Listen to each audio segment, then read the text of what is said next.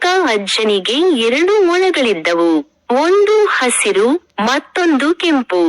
ಹಸಿರು ಮೊಲ ದಿನವೂ ವ್ಯಾಯಾಮ ಮಾಡುತ್ತು. ಅದು ಆರೋಗ್ಯಕರ ಆಹಾರ ತಿನ್ನುತ್ತಿತ್ತು, ಹೊಟ್ಟೆ ಹೊಲದಲ್ಲಿ ಗಿಡಗಳನ್ನು ನೆಡುತ್ತಿತ್ತು.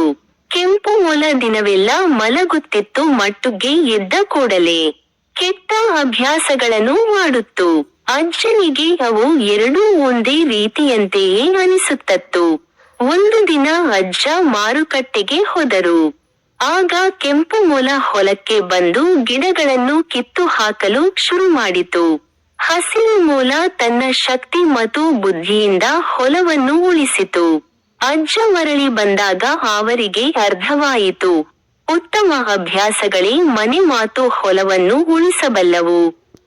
ಆಮೇಲೆ ಇಬ್ಬರೂ ಅಳಲು ಹಿಡಿದರು, ಏಕೆಂದರೆ ನೀವು ಲೈಕ್ ಮತ್ತು ಸಬ್ಸ್ಕ್ರೈಬ್ ಮಾಡಿರಲಿಲ್ಲ.